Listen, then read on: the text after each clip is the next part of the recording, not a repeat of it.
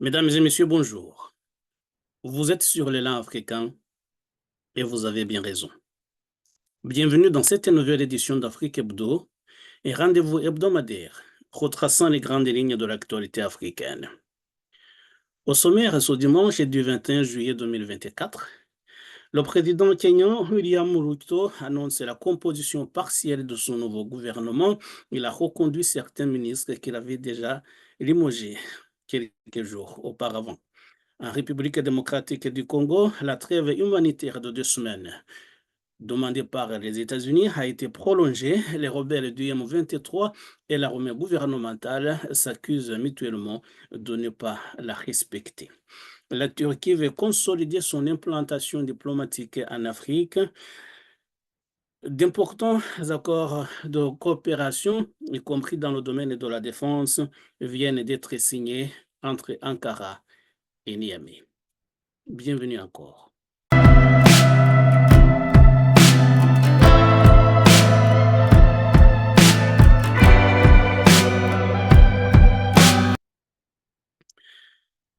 Le gouvernement du Kenya a multiplié jeudi des appels à l'arrêt des manifestations après des semaines de contestation et la police a tenté d'interdire les manifestations au cœur de la capitale Nairobi, interdiction qui a été censurée par la justice.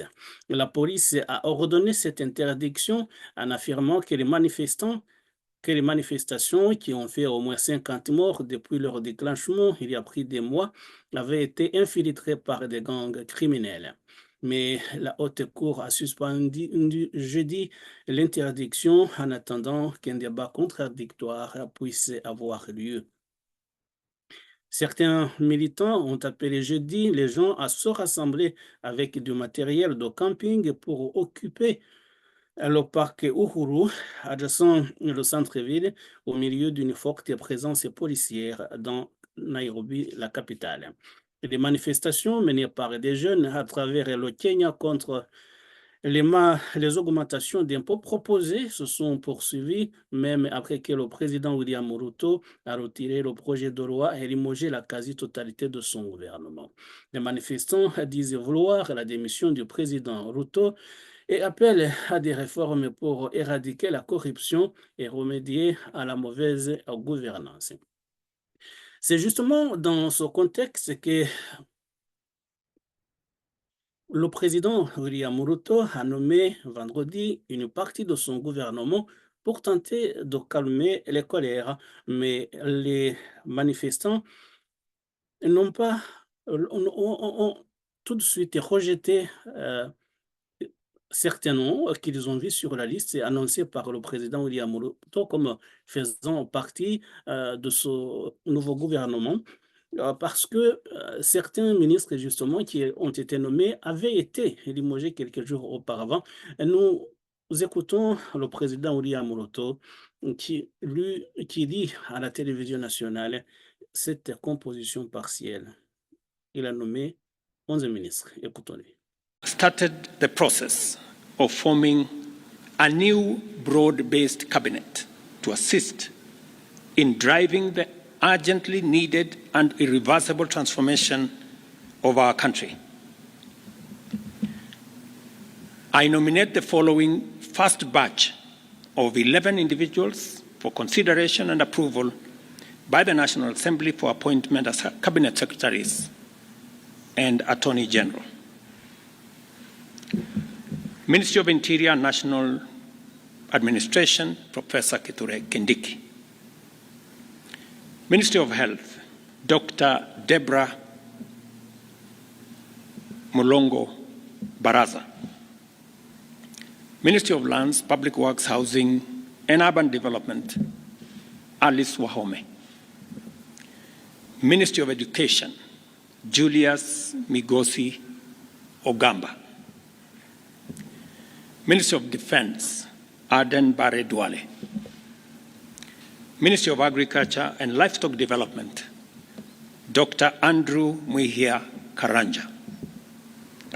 Ministry of Environment, Climate Change and Forestry, Roslinda Soipan Tuya. Ministry of Water, Sanitation and Irrigation, Eric Murithi Muga. Ministry of Roads and Transport, Davis Chircher. Ministry of Information, Communication and Digital Economy, Dr. Margaret Nyambura Ndungu. Attorney General, Rebecca Miano. I am continuing to undertake consultations across. Le président sud-africain Cyril Ramaphosa a ouvert jeudi une nouvelle mandature près de 2 mois après le résultat électoral qui a remodélé la politique du pays et conduit à la formation d'une coalition gouvernementale multipartite sans précédent dans ce pays.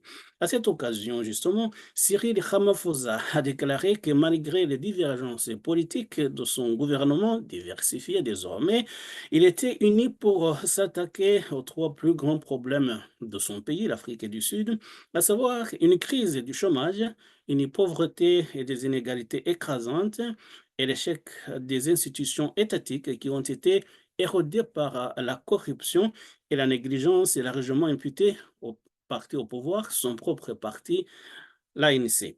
Malgré les acquis de 30 ans de démocratie, des millions de Sud-Africains restent pauvres, au chômage et vivent dans une société très inégalitaire, a déclaré le président Ramaphosa, concédant, comme il l'avait fait déjà auparavant, certains échecs du parti au pouvoir, l'ANC. La situation actuelle de l'Afrique du Sud exige que nous agissions ensemble, a-t-il ajouté. Le discours du président Ramaphosa a marqué le début de ce que l'Afrique du Sud appelle la 7e administration, ça veut dire le 7e gouvernement, à être formé depuis que le pays a été libéré du système raciste d'apartheid. C'était il y a 30 ans, en 1994, et que les citoyens de toutes les races confondues ont été autorisés à participer aux élections. Le discours était en grande partie un appel à l'unité au-delà des divisions politiques et a généralement été bien accueilli par les applaudissements des parlementaires. Un résultat peu surprenant étant donné qu'un grand nombre de partis représentés au Parlement font désormais partie de la coalition gouvernementale, y compris l'Alliance démocratique, qui était autrefois le premier parti d'opposition et le nommé politique numéro un de l'ANC.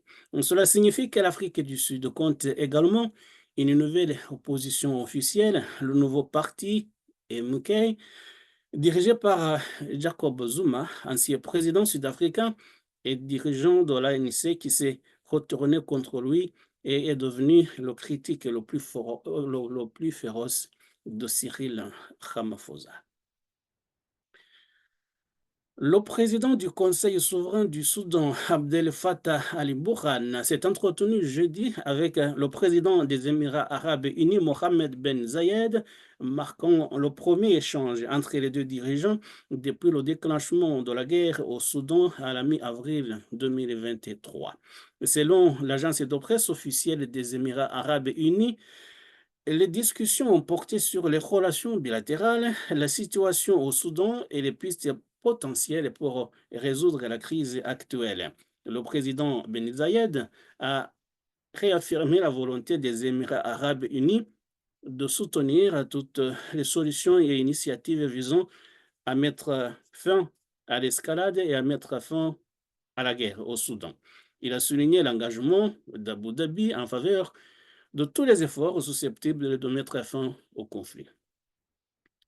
Bien que le Conseil souverain n'ait pas publié de déclaration officielle concernant cet appel, la position proactive des Émirats arabes unis dans la recherche d'une résolution pacifique est à souligner, en particulier compte tenu des accusations répétées du Soudan selon lesquelles les Émirats arabes unis soutiennent les forces de soutien rapide, entendez par là les rebelles des FSR. En République démocratique du Congo, la trêve de 2 semaines entre les rebelles du M23 et l'armée gouvernementale, trêve demandée par les États-Unis et acceptée par les deux parties, a été prolongée cette semaine alors que les deux camps, les rebelles et le gouvernement, s'accusent mutuellement de ne pas la respecter. Le gouvernement congolais a accusé le M23 d'avoir lancé une bombe dans un camp de déplacés, faisant 3 morts. Suivant justement à ce propos, le ministre de la Communication et porte-parole du gouvernement, Patrick Mouyayi, était l'invité de TV5 Monde. 3 enfants sont morts de bombardement venus du Rwanda et 6 autres ont été blessés. Mais lorsque vous observez, depuis que la trêve a été décrétée, nous assurons que nous faisons notre part parce qu'il est urgent pour nous de nous assurer que nous apportons l'appui qu'il faut aux populations déplacées parce que c'était une trêve humanitaire au départ. C'est vous dire les niveaux de barbarie du régime rwandais. Le président de la République a dit que nous ferons de notre mieux pour récupérer chaque territoire. Évidemment que ça prend du temps parce qu'il y a des efforts qui sont en cours, notamment pour la montée en puissance de nos forces armées. Et je pense que dans les jours et les mois qui viennent, tout sera mis en œuvre pour récupérer chaque partie de notre territoire. Et les événements à Butembo que vous avez montrés illustrent la détermination de la population à travailler pour que cela soit une réalité dans les meilleurs délais. Le M23 en réalité n'existe pas, il existe le Rwanda.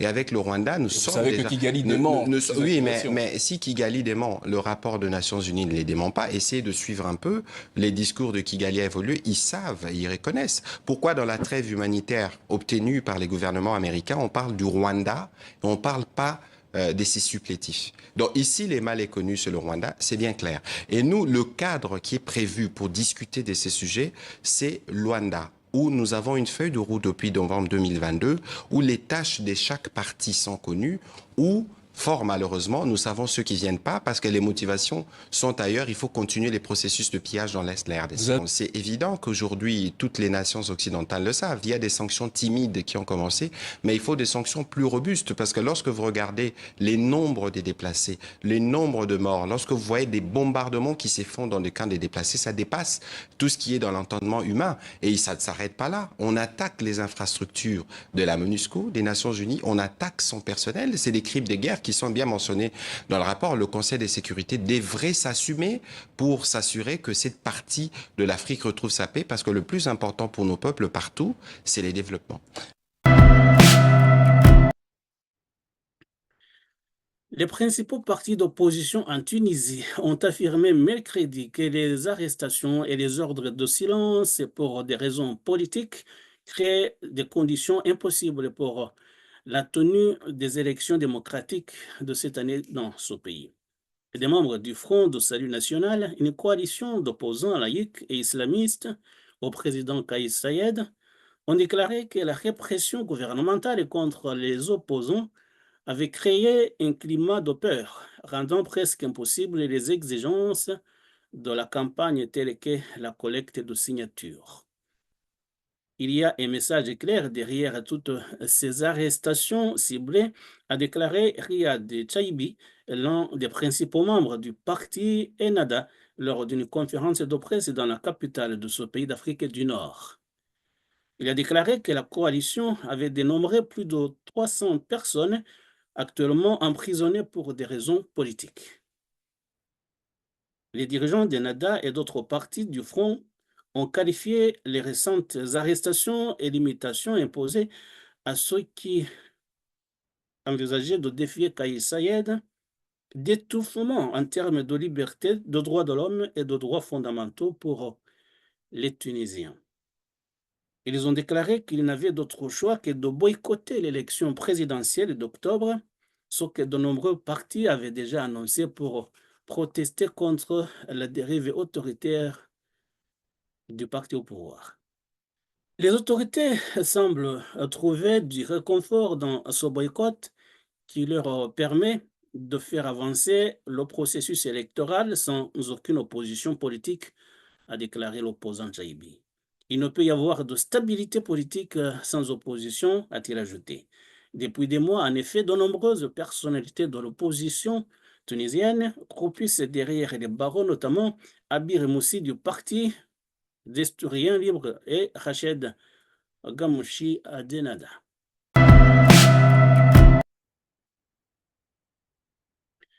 La Turquie et le Niger ont convenu de renforcer leur coopération dans les domaines de l'énergie, des mines, du renseignement et de la défense, après que ce pays d'Afrique de l'Ouest a demandé au personnel militaire occidental de partir et a mis fin aux contrats miniers de nombreux pays occidentaux. Le ministre turc des Affaires étrangères, Hakan Fidan, ainsi que le ministre de la Défense, Yassar Gouler, le ministre de l'Énergie, Epsalan Baykatar, et le chef de l'agence du renseignement du MIT, Ibrahim Kalin, se sont rendus mercredi à Niamey, la capitale du Niger. La délégation turque a rencontré les membres du gouvernement nigérien et le général Abdurrahman Tiani, président de transition du pays. La visite des ministres turcs à Niamey intervient 2 mois après la rencontre du premier ministre nigérien Ali Mahaman Lamine Zeyn avec le président turc Tayyip Erdogan à Ankara. Mercredi, les responsables turcs et nigériens ont discuté de l'amélioration de la coopération en matière de renseignement, de défense, a déclaré le ministre Fidan aux journalistes à l'issue de leurs entretiens. Un responsable du ministère turc de la Défense a déclaré jeudi que Güler avait discuté des moyens de renforcer la coopération entre la Turquie et le Niger en matière de défense et de formation militaire. Güler est justement le ministre turc de la Défense. Les 2 pays ont signé une déclaration de volonté de soutenir et d'encourager les entreprises turques à améliorer les gisements de pétrole et de gaz naturel du Niger, comme l'ont annoncé mercredi le ministre turc de l'énergie et son homologue nigérien. Le Niger possède les minerais d'uranium les plus riches d'Afrique et est également le 7e producteur mondial d'uranium. Mais Ankara ne cherche pas à acheter de l'uranium du Niger pour sa première centrale nucléaire en cours de construction par la société russe Rosatom à Kouyou, dans la région méditerranéenne de la Turquie, a indiqué une source diplomatique russe, turque, pardon. Après cette visite, justement, nous écoutons le premier ministre du Niger, Ali Mahaman Lamine Zeyn, suivi du ministre turc des Affaires étrangères, Hakan Fidan. Nous souhaitons que vos opérateurs économiques viennent en grand nombre investir au Niger. Toutes les facilités vous seront accordées de manière à ce que l'exploitation de ces richesses puisse servir nos 2 peuples. Je voudrais aussi me féliciter de l'excellence et du dynamisme sans cesse croissant de cette coopération qui nous lie, en particulier dans le domaine de la défense, ce qui explique aujourd'hui la présence forte de nos officiers supérieurs ici. Les défis qui nous sont imposés exigent que nous ayons tous les moyens nécessaires pour assurer notre défense. Et nous savons que vous êtes à mesure de nous les assurer puisque vous le faites déjà. Notre président de la République a mis en place une vision, une volonté pour développer au plus haut niveau nos relations bilatérales avec le Niger et pour aller encore au-delà.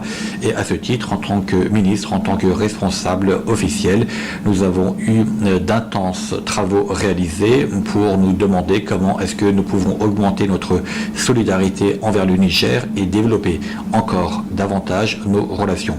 Et ici, nous avons chacun de nos représentants officiels qui sont venus dans votre pays avec des dossiers bien remplis pour contribuer à développer cette coopération.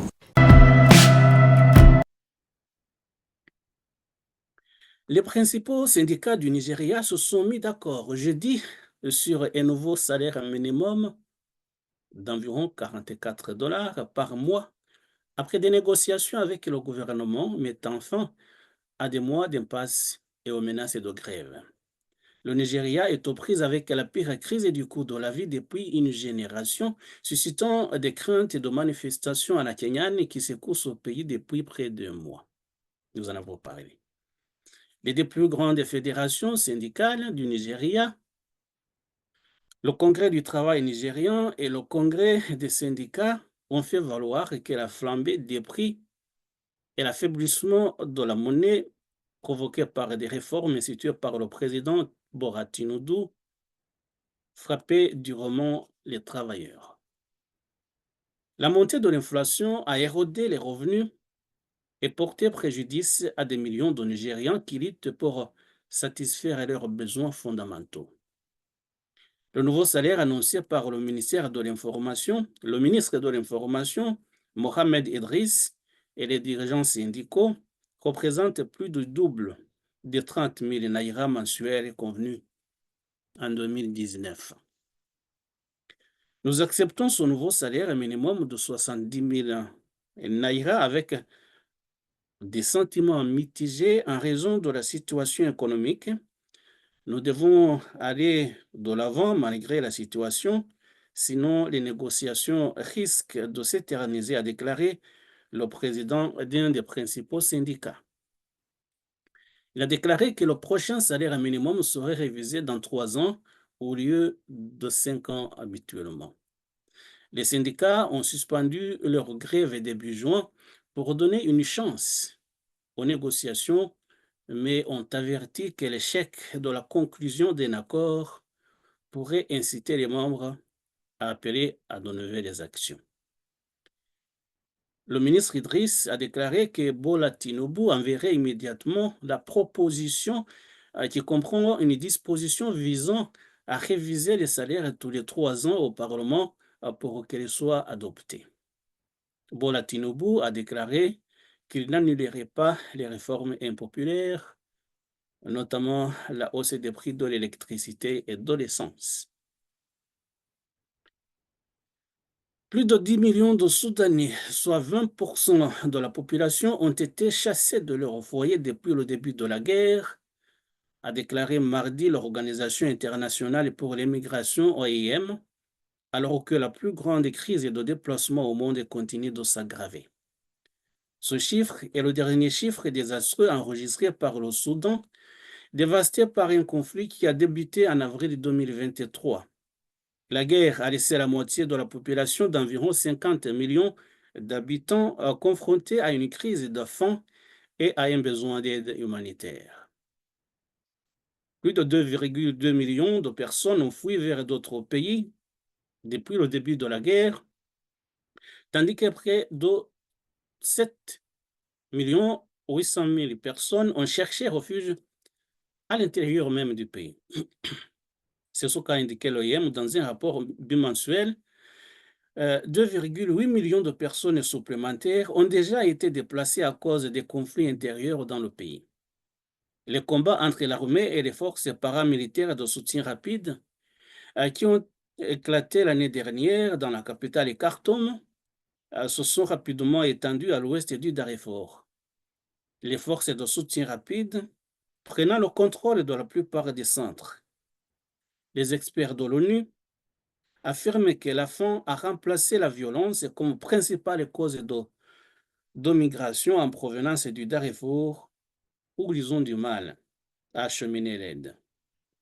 Tous les réfugiés que j'ai rencontrés ont expliqué que la raison pour laquelle ils avaient fui le Soudan était la faim, a déclaré aux journalistes le directeur national de l'Organisation mondiale de la santé, le docteur Shibo Shabani, après avoir rendu visite aux réfugiés du Darfour, aux sources de la moitié de la population déplacée au Tchad. Une femme qui vient d'arriver à Adré a rapporté que toute la nourriture qu'ils produisaient localement au Darfour avait été emportée par les combattants. Alors que les forces de soutien rapide étendent leur présence dans le sud-est du pays ces dernières semaines, plus de 150 000 personnes ont été déplacées de l'état de Sennar, a indiqué l'OIM, la plupart pour la deuxième ou la troisième fois après des raids des rebelles sur les marchés et les maisons des petites villes et des villages de l'État. Les forces de soutien rapide nient avoir porté atteinte aux civils et attribuent cette activité à des acteurs malhonnêtes. De nombreux déplacés se trouvent désormais dans l'état de Gédaref, qui abrite 668 000 personnes confrontées à de fortes pluies avec des abris limités et où les unités de FSR ont organisé des incursions. Human Rights Watch a mis en garde la semaine dernière contre le danger d'une expansion des forces de soutien rapide des FSR dans la région de Gédaref pour 40 000 réfugiés éthiopiens, en grande partie des Tigréens, que les FSR accusent de combattre aux côtés de l'armée gouvernementale.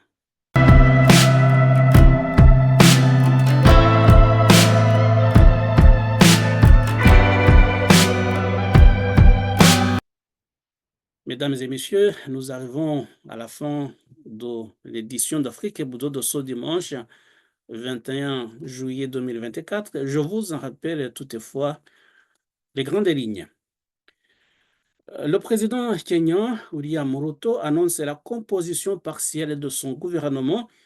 Il reconduit certains ministres qu'il avait limogés quelques jours auparavant. En République démocratique du Congo, la trêve humanitaire demandée par les États-Unis et acceptée par les deux parties vient d'être prolongée alors que les deux parties s'accusent mutuellement de la violer. La Turquie veut consolider son implantation diplomatique en Afrique. D'importants accords de coopération, y compris dans le domaine de la défense, viennent d'être signés entre Ankara et Niamey. Mesdames et messieurs, merci de votre fidélité. Je vous retrouve avec plaisir dimanche prochain. Ce sera le 28 juillet 2024. D'ici là, je vous souhaite de passer une excellente semaine. Au revoir.